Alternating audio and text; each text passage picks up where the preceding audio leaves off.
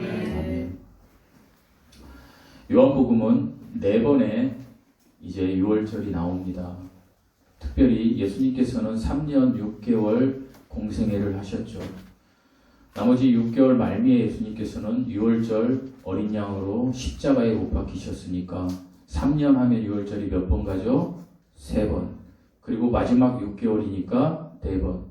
특별히 마태, 마가, 누가복음에는 유월절이 한 번으로 이렇게 나오지만 요한복음에는 4번의 유월절이 나옵니다. 이 4번의 유월절이 세 번째 나온 게 요한복음 6장입니다. 그래서 요한복음 6장에서 7장으로 넘어오는 시기가 이제 6개월이 걸립니다. 왜 6개월일까요? 이제 7장에 보면 지난주에 우리가 나눴지만 초막절 기간이 나옵니다. 초막절은 이제 장막절이라고도 하고요. 수장절이라고도 해요. 그래서 초막절은 우리나라 달력으로 태양력이라고 해요. 우리가 쓰는 달력은 무슨 력? 태양력. 9월에서 10월이에요. 그러니까 지금 시기쯤 되는 거죠. 그리고 6월절은 내년 3월에서 4월쯤 되는 거예요. 그러니까 이 6개월 사이가 있는 거예요. 그러니까 지금 7장은 어디에 이제 들어온 거예요? 7장은 초막절. 그러니까 이제 남은 예수님의 공생애는요, 6개월이 남으신 거예요. 그러니까 요한복음 7장 이후부터는 예수님의 공생애로 보면 6개월이 남았다라고 보시면 돼요. 제가 이제 서두에 여러분 이해를 돕고자 성경 말씀을 이렇게 말씀드리는 거예요. 그래서 예수님께서는 이제 초막절이 왔을 때 당연히 어디로 가야 돼요? 명절이니까 예루살렘으로 가야 돼요. 유대인들은 이제 절기가 7절기가 있어요. 근데 대표적인 절기가 유월절, 오순절, 그 다음에 오늘 나오는 이 초막절, 장막절이라고도 하죠. 이 장막절이에요. 왜 7절기 중에 이게 대표적인 절기냐면 6월절에는요, 무교절과 초실절이 함께 붙어 있어요. 그리고 50일이 지난 뒤에 오순절, 성령을 받았던 오순절이 있고요. 그리고 이제 이 초막절 앞에 나팔절과 속죄절이 있어요. 그리고 초막절이 있는 거예요. 그러니까 봄과 가을에 명절이 크게 있고 가운데 오순절이 있다라고 생각하시면 돼요. 그래서 이 중요한 명절에는 이스라엘에 있는 모든 사람들 그리고 타국에 나간 이스라엘 민족들, 유대인들, 우리 다니엘처럼 미국에 있다가도 오는 거예요. 그 명절에. 그래서 어디로요? 예루살렘으로 다 모여야 하는 거예요. 그래서 예루살렘으로 모여야만 하는데 그때 이제 이건 6월절이 아니고 초막절, 장막절. 그러니까 지금으로 말하면 추수감사절이라고 생각하시면 돼요. 초막절은 포도나무 추수 때 그것을 열매를 하나님께 드리고 그 하나님께 감사하는 거예요. 어떤 감사? 우리가 출애굽 때 애굽에서 하나님께서 우리를 만나와 메추라기로 먹이시고 우리를 살리신 것에 대한 감사를 드리는 절기예요. 근데 그것이 이스라엘에 모여서 그렇게 하는 것이죠. 그럴 때 이제 지난주에 보면 예수님의 동생들이요, 예수님께 이야기를 하는 거예요. 뭐라고요?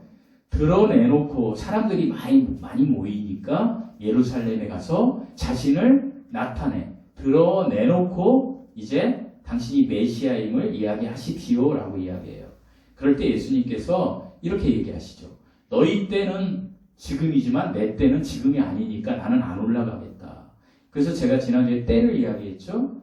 예수님의 때는 하나님 아버지가 명령하신 그 때, 그러니까 아버지 하나님이 명령하신 때만 예수님의 때인 거예요. 그러니까 예수님은 사명자로서만 일을 하신 거예요.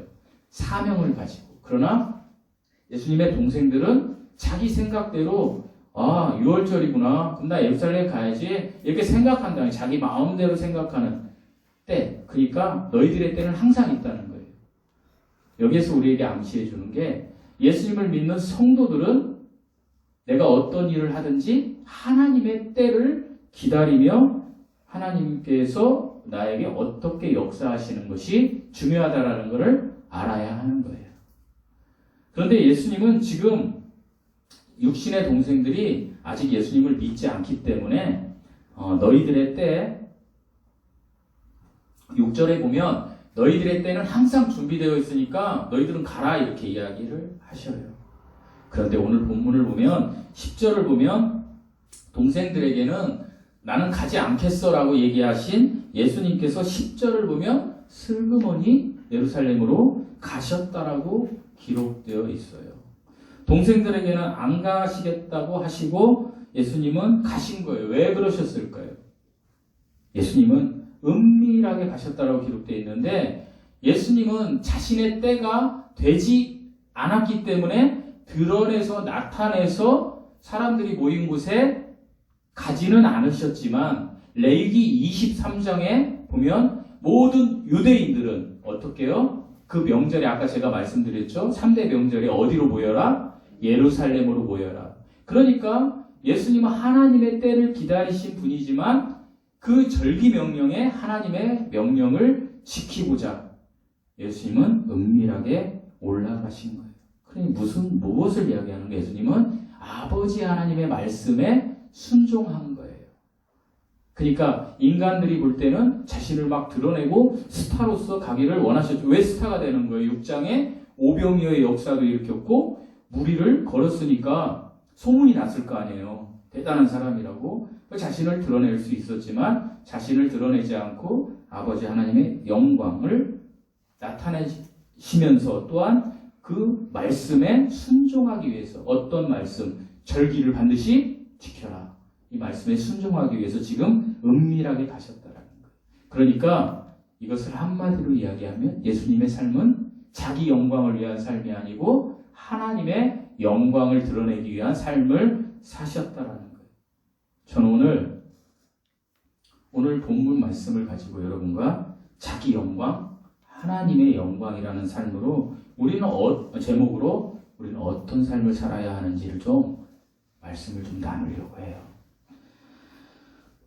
본문을 보시면 예수님께서 명절 이제 중간에 사람들을 가르치셨어요. 그리고 그 가르치심은 너무나 탁월해서 사람들이 놀랐다라고 기록되어 있어요. 그런데 명절 중간에 예수님께서 성전에서 가르치셨는데 사람들이 놀랐는데 그들 중에 종교 지도자들, 유대인의 종교 지도자들의 반응이 어떻게 표현됐는지 기록되어 있어요. 우리 15절 한번 읽어보실게요. 15절 말씀입니다. 시작. 유대인들이 놀랍게 여겨 이르되 이 사람은 배우지 아니하였거늘 어떻게 들으라면 하니. 유대인들이 왜 놀랐을까요?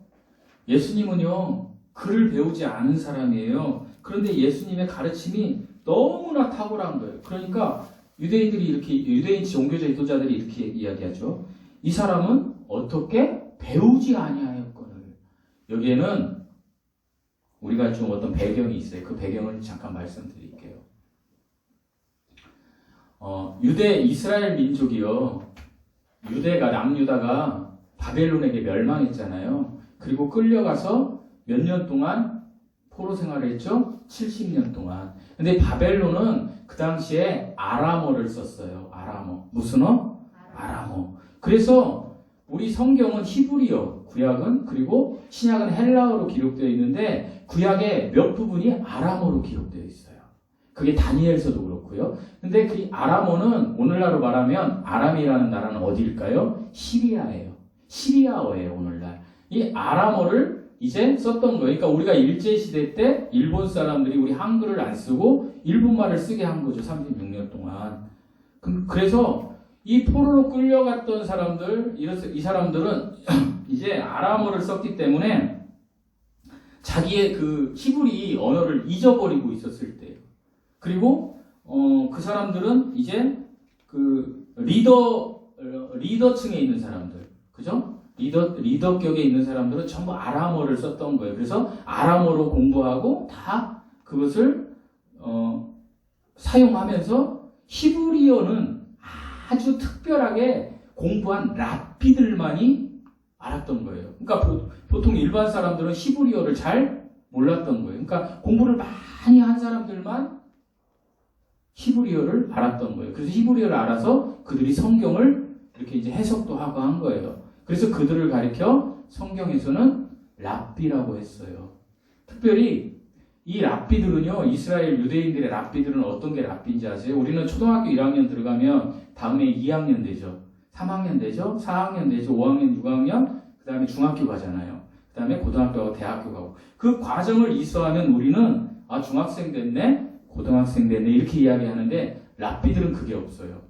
랍비들은 자기들끼리 공부를 많이 했는데, 가령 예를 들어서 제가 공부를 하고 여러분이 공부했는데 우리 중에서 정말 탁월한 사람이 있는 거예요.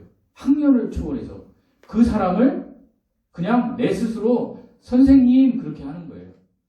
그럴 때만이 선생으로 칭호를 받을 수 있어요. 그러니까 공부를 얼마나 많이 해야 돼요. 얼마나 많이 배워야 돼요. 그런 사람들이 랍비가 될 수 있는데 이거 보니까 이제 아주 미천한 갈릴리 출신인 목수의 아들, 배운 것도 하나도 없는 사람이 가르치는 걸 보니까 무슨 수준이에요? 랍비 수준인 거예요. 그러니까 너무 놀란 거예요. 이 배우지 못한 사람이 어떻게 이렇게 성경을 강론할 수 있냐, 이거 말도 안 되는 거 아니야 라고 하면서도 놀라는 거죠. 그러면 이 사람들이 어떻게 해야 될까요? 아, 이분은 탁월하신 분이구나, 하나님의 아들일지도 몰라라고 생각을 해야 되는데 그들은 그렇게 생각하지 않았던 거예요. 그게 유대인 종교자들의 대표적인 특징이라고 주님이 이야기하시는 거예요. 그게 24절에 기록되어 있어요. 우리 24절 한번 읽어보시겠습니다. 24절입니다. 시작. 외모로 판단하지 말고 공의롭게 판단하라 하시니라. 예수님의 말씀인데 유대인들은 뭘로 판단한다는 거예요? 외모로 판단한다는 거예요. 이 사람이 고등학교 나오고 대학교 나오고 대학교도 서울대 나왔지, 대단한 사람, 이 사람이 석사를 땄고 박사를 땄지, 그러니까 이 사람이 이야기하는 학문 수준은 인정해줘야 돼. 이렇게 한다는 거. 오늘날도 그렇지 않나요? 우리가 어떤 학문에 어떤 사람이 대단한 학교를 나오고 그러면 인정해주잖아요, 이 세상은. 그죠? 근데 주님께서는 뭐라고 하세요? 외모로 판단하지 말고 뭘로 판단하라? 공의롭게 판단하라. 그러니까 예수님께서는 이렇게 얘기하시는 거예요. 너희들이 아는 것처럼 성경 지식, 성경에 있는 이야기는 배워서 꼭 되는 것이 아니다. 이것은 아버지 하나님의 어떤 그 뜻으로, 아버지 하나님의 주관하심으로 되는 것이다. 그래서 16절에 이렇게 이야기하는 거, 16절 한번 읽어보시겠습니다. 16절 시작. 예수께서 대답하시기를 내가 오는 것이 아니요 나를 보내신 이의 것이니라. 예수님은 일관되게 인간의 모습으로 오셔서 뭐라고 이야기하시면 이 교훈은 내 것이 아니고 아버지의 것이다. 나를 보내신 아버지의 것이다. 그러니까 지금 예수님께서는요, 예수님을 믿는 저와 여러분에게도 동일하게 이야기하시는 거예요. 뭐예요? 하나님의 뜻대로 너희들이 가야 된다라는 거예요. 요한복음은 세상에서 잘 사는 게 아니에요. 때도 보통 일반 사람들은 내 마음대로 그 때를 막 준비하지만 우리는 어떻게? 예수 그리스도를 닮은 예수 그리스도의 자녀된 사람들은 예수님처럼 어떻게? 하나님의 때를 기다려야 되는 거고, 그리고 예수님의 자녀가 된, 지금 성도가 된 우리들은 어떻게? 내가 세상에서 배운 지식으로 복음을 전하는 것이 아니고 하나님의 능력으로 전해야 된다는 거예요. 교회는 신학교를 나오고 우리나라의 유명한 어떤 장로교 신학교나 침례 신학교나 이런 데를 나온 사람들이 여기에서 가르치고 그 복음을 전하는 것이 아니라는 거예요, 여러분. 하나님이 정하시고 택하시고 하나님의 능력을 입은 사람이 복음을 전할 때 그때 하나님의 일이 이루어진다는 거예요. 세상은요, 나의 노력과 나의 열심에 비례해서 주어지는 게 많아요. 세상에서는 열심히 공부해야 돼요. 그죠? 어떤 시험을 보려면 하나님께 기도하며 열심히 해야 돼요. 세상은 그렇게 돼요. 세상 지식은. 그러나 복음은 그렇지 않다는 거예요. 하나님은. 복음은 아버지의 하나님대로 되는데 복음은 나의 노력과 열심에 근거해서 되는 것이 아니라는 거예요. 복음은 어떻게? 선물로 주어지는 거예요. 선물. 구원받은 성도들이 그 믿음이 실제가 되면 여러분도 복음을 전할 수 있다는 거예요. 똑같이 예수 믿으세요는 할 수 있어요. 우리가. 여러분도 예수 믿으세요. 저도 예수 믿으세요. 할 수 있어요. 그러나 그 예수 믿으세요 하는 거기에 하나님의 능력이 없으면 역사가 없다라는 거예요. 이것을 주님이 이야기하시는 거예요. 우리에게 지금. 고린도전서 1장 20절에서 24절에서는요. 주님께서 이런 말씀을 하세요. 읽으려면 시간이 많이 가니까 24절 부분만 읽을게요. 제가. 유대인은 표적을 구하고 헬라인은 지혜를 찾으나 우리는 십자가에 못 박힌 예수 그리스도를 전하니 유대인에게는 거리끼는 것이요 이방인에게는 미련한 것이로되 헬라인들, 지혜를 찾는 사람들, 오늘날 지식을 찾는 사람들이 이 강단에서 예수 그리스도의 복음이 외쳐질 때 그들에게는 어떻게 느껴진다라고요? 미련하다. 무슨 물고기 2마리와 떡 5개로 그 수만 명을 먹일 수 있어? 아이고 저런 어리석고 미련하고 우둔한 사람들이라고 이야기를 하지만 오직 부르심을 입은 자들에게는, 이거 제가 이야기하는 게 아니에요. 지금 성경 말씀 읽는 거예요. 고린도전서 1장 24절. 오직 부르심을 입은 자들에게는 유대인이나 헬라인이나 그리스도는 하나님의 능력이요 하나님의 지혜라. 여러분은 부르심을 받았습니까? 안 받았습니까? 여러분 부르심을 받았어요? 안 받았어요? 여러분 부르심을 받아서 별도로 구별된 사람들이 성도예요. 여러분 부르심을 받은 사람들이 누구의 부르심? 하나님. 그러니까 여러분 복음을 증거할 수 있어요. 나는 너무 안타까운 게 우리 교회가 이렇게 몇 년 지나가면서 단 한 번도요. 목사님, 저도 복음을 그 강대상에서 증거하고 싶어요 하는 분이 한 번도 없어요. 한 번도 없었어요, 지금까지. 저는 그런 분이 나타나길 원해요. 내 삶에 내가 만난 하나님을 증거하고 싶어요. 이 복음을 증거하고 싶은 분이 나타났으면 좋겠어요. 그런 분에게 역사하는 거예요. 이렇게 복음은 하나님의 능력으로 전해지는 거예요, 여러분. 성경을 줄줄줄 외운다라고 복음 아니에요. 복음은 하나님께서 그 사람과 함께 할 때에 전해지시는 거고 그 능력이 나타나는 거예요. 전하는 자의 지적 능력이나 어떤 배움의 수준이나 학력이나 그 말주변이나 그런 것이 복음이 아닌 거예요. 그것이 복음의 높낮이가 아니에요. 복음은 지금 하나님이 나를 사용하고 계시고 그 사용하신 하나님이 나를 통해서 나타나는 거예요. 그러니까 하나님의 복음은 진정으로 거듭난 믿음이 실제된 성도를 통로 삼아서 하나님의 능력으로 전해지는 거예요. 그래서 저와 여러분이 성도가 되었잖아요. 저도 성도잖아요. 그죠? 그냥 목사라고 부르는 거죠. 여러분 성도잖아요. 제가 여러분에게 예를 들어서 김영자 성도님 하면 김영자 집사님 기분 좋아요? 안 좋아요? 좋아요. 그게 정상이에요. 근데 대개요. 우리가 어떤 교회를 가서 장로님인데 그 장로님한테 홍길동 장로님이라고 해봐요. 홍길동 장로님 이렇게 부르면 이래요.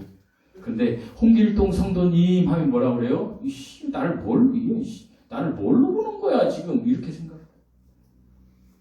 여러분 장로, 목사, 집사가 중요한가요? 성도가 중요한가요? 하나님의 천국 가는 기준이 장로, 집사, 목사예요? 성도예요? 성도가 제일 중요해요. 여러분 우리 교회를 하는 거는 저와 여러분이 진짜 성도인가. 제가 지난주에 코다리 이렇게 먹으러 가는데 보니까 진떼배기가 있더만요. 진떼배기. 진짜냐 내가 진떼배기란 말이 그 말이란 뜻은 아니에요.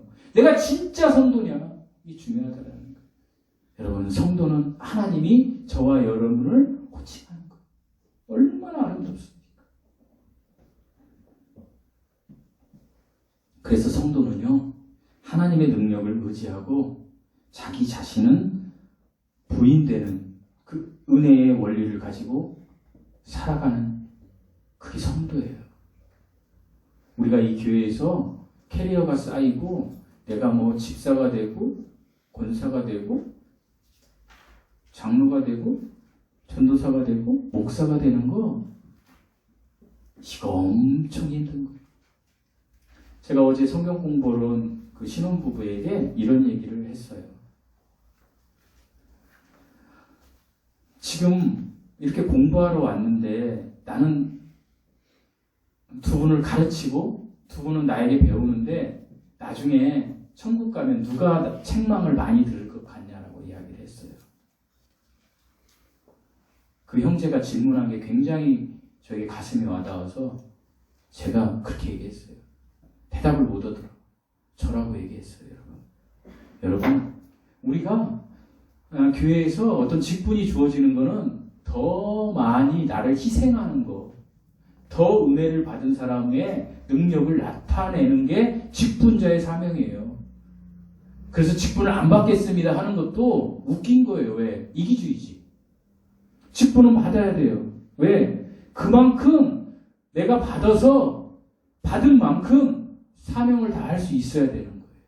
그게 직분이에요. 그래서 누가 나에게 어떤 얘기를 해도 내가 소화할 수 있는, 언제까지 갓 태어난 깐난이로 살다가 천국 갈 건가요?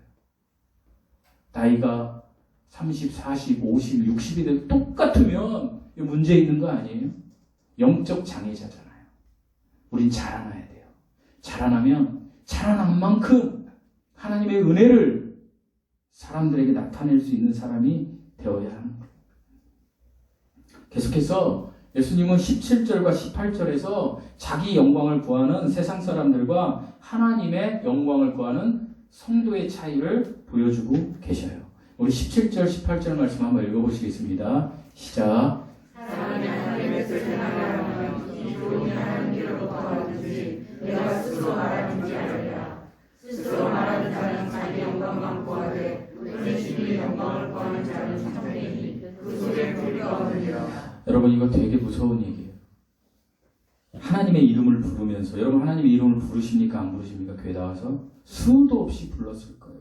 하나님의 이름을 부르면서도 자기 영광을 구하는 자들은 절대로 복음을 알아듣지 못해. 그 이야기를 하시는 거예요.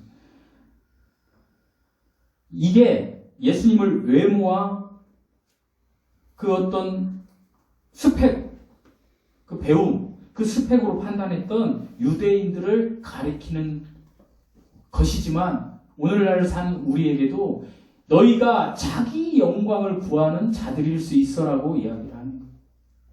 제가 조금 있다가 자기 영광을 구하는 자들에 대해서 그 특징에 대해서 이야기하겠지만, 그러면서 주님은 오직 나는 보내신 이의 영광을 구할 뿐이다라고 이야기하시는 거예요. 그리고 주님은 암시적으로 무슨 이야기를 하시냐면, 너희들이 나를 믿었으면, 나의 자녀가 됐으면 너희 역시 나처럼 되어야 한다라는 거예요. 예수님처럼 되는 건 뭐예요? 보내신 성부 하나님의 뜻대로, 하나님의 뜻대로 순종하고 살아라는 얘기예요. 그런데 유대인 종교자들, 너희들은 그렇지 않다라는 거예요. 그리고 오늘날 저와 여러분이 그렇지 않다라고 주님이 지금 이야기하시는 거예요. 많은 사람들이 하나님의 뜻을 간구합니다. 하나님을 보면 자기가 믿겠다라고 합니다. 여러분, 하나님 안 보이잖아요. 근데 되게 웃겨요. 하나님의 뜻이 어디에 기록되어 있어요, 여러분? 하나님의 뜻이 여기에 기록되어 있어요. 창세기 1장부터 요한계시록 22장까지. 근데 이 하나님의 뜻이 너무나 명백하게 기록되어 있는데 이 성경은 보지를 않아요. 보지를 않고 어떻게 해요? 이걸 보지를 않고 전부 다 이상한 것을 추구하는 거예요. 보고 싶다 이거예요. 성경은 놔두고 성경은 여기다 이렇게 놓고 계속 엉뚱한 데 가서 이렇게 다니는 거예요. 뭐 환상을 보고 싶다, 꿈을 보고 싶다, 아니면 어떤 타락한 목회자들은 이 땅에서 부를 많이 축적하고 성도가 아니죠. 그냥 교회 사람들이 우글우글 몰려들고 그러면 그렇게 성공해서 그런 것들이 하나님의 뜻이다. 여기에 예수님이 있어요. 고작 암 따위를 하나님이 고쳤다 그래서 그게 전부인가요? 물론 은혜죠. 하지만 그게 전부가 아니라는 거예요. 정말로 크신 하나님의 뜻은 66권에 있다는 거. 여러분 보내신 이의 뜻대로 여러분이 살고 싶습니까? 그걸 알고 싶습니까? 성경을 읽으셔야 돼요. 성경을 읽지 않는 것은요, 자기 영광을 구하는 삶을 살아가고 있는 거예요. 그래서 예수님 계속 이렇게 이야기하시는 거예요. 19절에서 23절 말씀이 쭉 나오는데 너무 길으니까 제가 19절만 여러분이 읽어보십시오. 19절만 시작. 모세가 너희에게 율법을 주지 아니하느냐 너희 중에 율법을 지키는 자가 없도다 너희가 어찌하여 나를 죽이려 하느냐. 예수님이 갑자기 모세 이야기를 하면서 유대인 종교자들한테 이렇게 얘기하는 거예요. 모세가 너희에게 율법을 주었는데 너희 중에 율법을 지키는 자가 없도다. 여러분, 유대인 종교 지도자들이 율법을 지켜요, 안 지켜요? 엄청 지켜요. 여러분, 그동안 많이 들었지만 말로 할 수가 없어요. 그 사람들은 금식하고 뭐 경건하고. 근데 주님이 뭐라고 해요? 율법을 지키는 자가 없도다. 이 얘기는 뭐예요? 너희들이 율법을 진정으로 지키지 않기 때문에 지금 그 예수님을 죽이려고 하고 있다라는 거예요. 그러니까 이 사람들이 우리가 너를 왜 죽인다라고 생각하냐 하면서 23절까지 이야기가 전개되는데 이 이야기를 제가 조금 쉽게 여러분에게 설명해 드릴게요. 유대인 종교 지도자들은 예수님을 죽이려고 하고 있어요. 정신병자다, 이상한 사람이다 이러고. 왜 그럴까요? 요한복음 5장에 38년 된 병자를 예수님께서 언제 고치세요? 안식일에 고치신 거예요. 그들이 이 이야기는 안 했지만 예수님께서 그들의 속중심을 아는 거예요. 저것들이 안식일에 내가 그 병자를 온전케 한 일로 나를 죽이려고 한다는 걸 하나님이시기 때문에 아신 거예요. 그 이야기를 지금 하시는 거예요. 너희들이 율법의 완성자인 예수님을 죽이려고 한다는 거예요. 그 조그마한 사건으로. 그러면서 이 사람들에 대한 이야기를 하는 거예요. 우리도 그렇잖아요. 우리의 죄가 있으면 우리 건 조그맣게 숨기고 남의 죄가 있으면 엄청나게 떠들잖아요. 그죠? 맞잖아요. 저도 그렇고 여러분도 그렇고 지금 정치하는 사람들도 그렇잖아요. 내 죄에 대해서는 너무나 관대해요. 그래서 아주 작게 만들어요. 그리고 남의 죄는 어떻게 해요? 빵빵 터뜨리는 거예요. 이게 인간의 속성이다라고 주님이 지금 이야기하시면서 어떤 이야기를 하시냐면 21절 한번 읽어보세요. 21절 시작.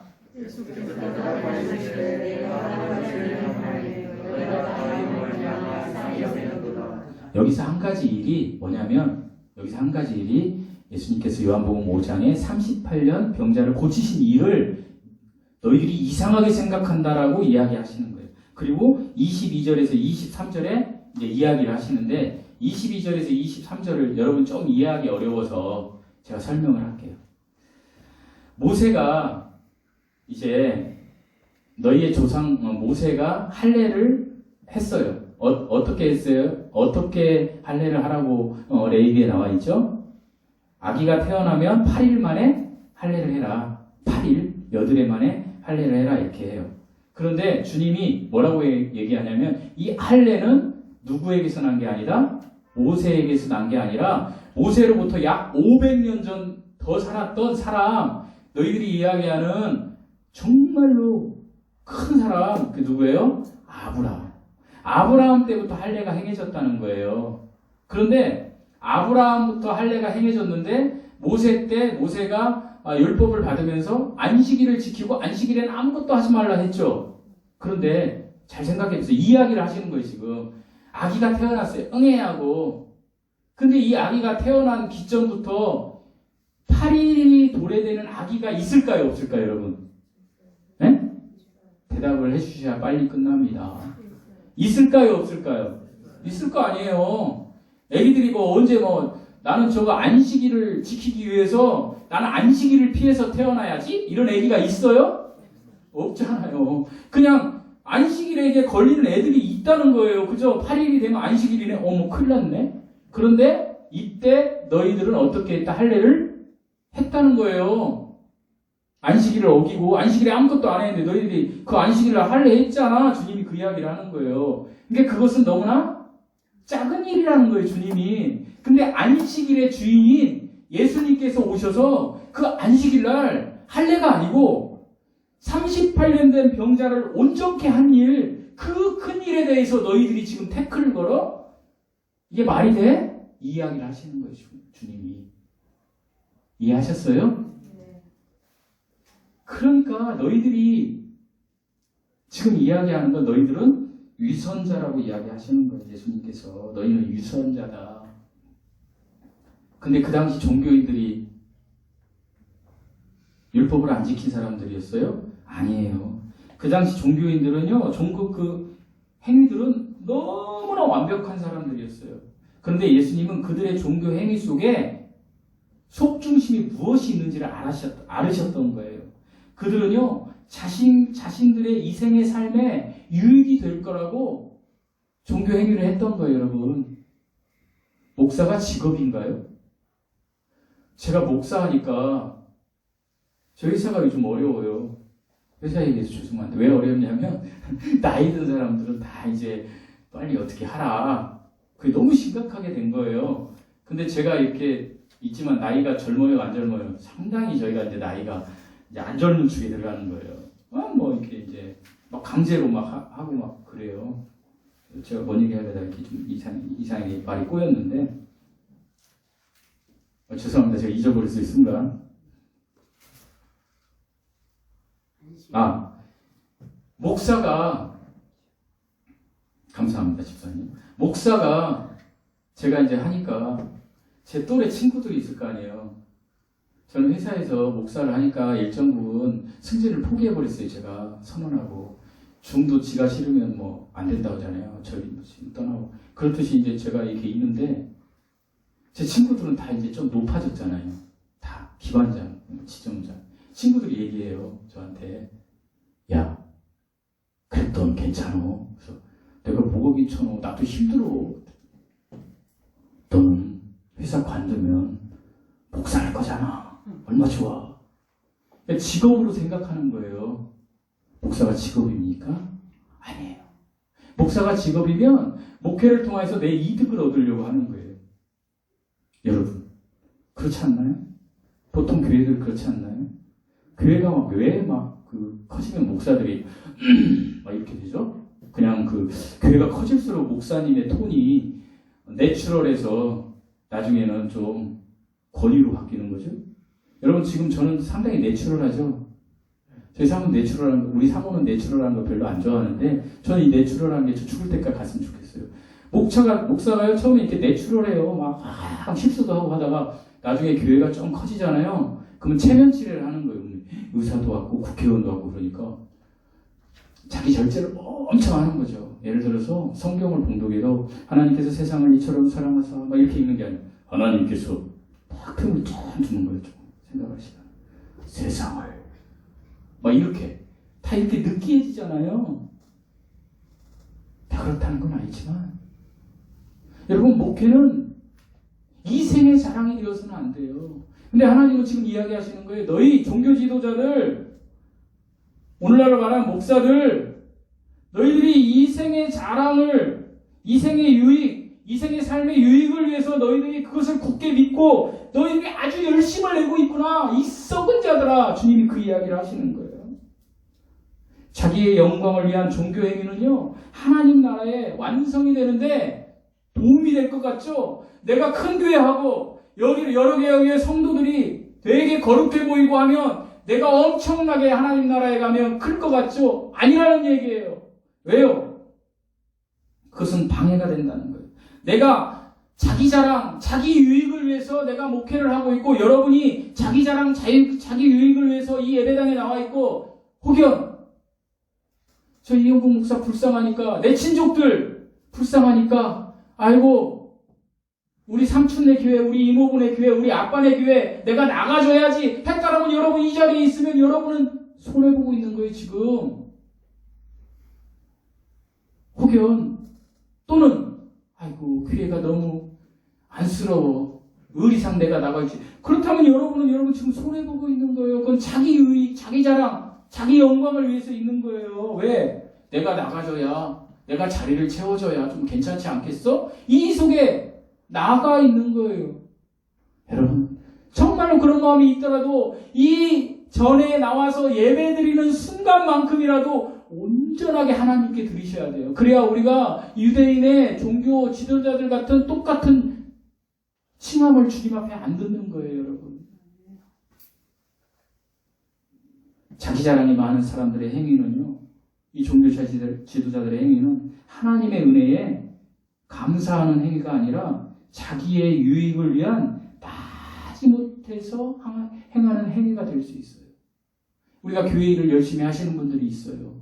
근데 그게 자기 영광, 나를 위해서 한다라면 그분에게 그것은요, 수고와 짐과 고단함 뿐이 수밖에 없어요.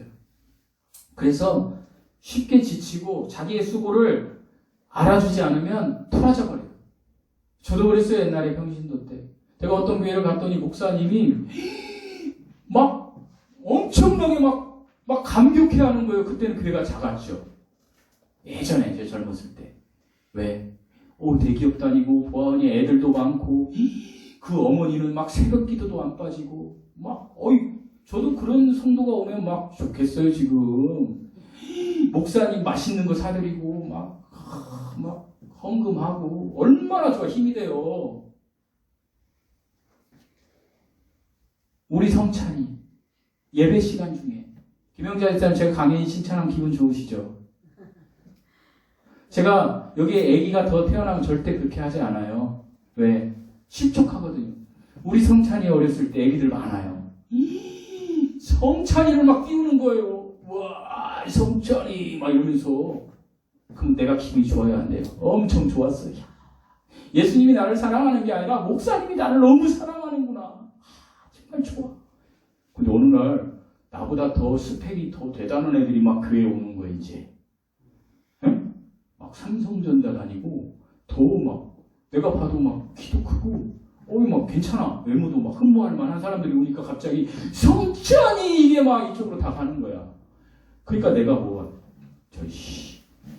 그래? 이제 그렇다는 거지. 그래. 그래도 이제 일주일은 그냥 넘겨. 목사가 변했는 것 같은데 한 달 되고 더 그렇게 되더라는 거죠. 제가 안심해. 왜? 내가 예수님께 안 했기 때문에 그 예배 시간에 목사 보고 했기 때문에 여러분 저보고 하면 돼요. 여러분 예수님 보고 나가야 돼요. 이것이 하나님의 영광을 위해서 살아가는 사람들이에요. 이게 삶으로 예배드리는 사람들이에요. 사랑하는 성도 여러분. 하나님을 알지 못하는 모든 사람들이 자기 영광과 자기 자랑과 자기 자존심을 위해서 인생을 소비하고 있어요. 여러분 대형교회 다니는 사람들에게 한번 물어보세요. 여러분 나와가지고 대형교회 다니는 사람들은 전부 자기 교회 자랑이에요. 자기 목사 자랑이에요. 이거 자기 자랑이에요. 여러분 내가 대형교회를 다니든 개척교회를 다니든 내가 예수 그리스도를 믿는 사람이라면 누구를 자랑해요? 누구? 예수 그리스도만 자랑하면 되는 거예요. 우리는 예수 그리스도만 자랑하면 되는 거예요. 저도 예수 그리스도 자랑하고 여러분도 예수 그리스도 자랑하고 이것이 주님께서 지금 애타게 하나님의 영광을 위해서 살아가야 돼. 너희들 나도 아버지의 뜻대로 살아갈 거야. 그리고 나중에 십자가에 죽으셨잖아요.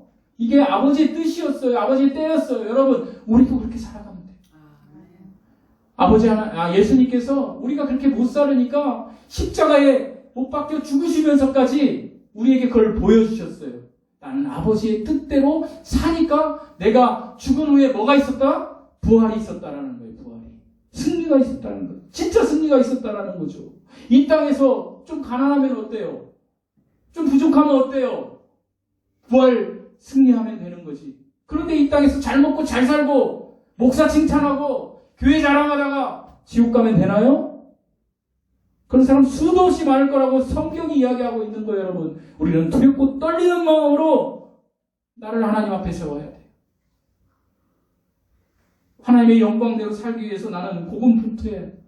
예수님께서 십자가에 못 박혀 죽으시고 이웃을 내 몸과 같이 사랑하시면서 하나님의 뜻을 전해주셨던 것, 이것이 우리에게 주시는 하나님의 은혜예요.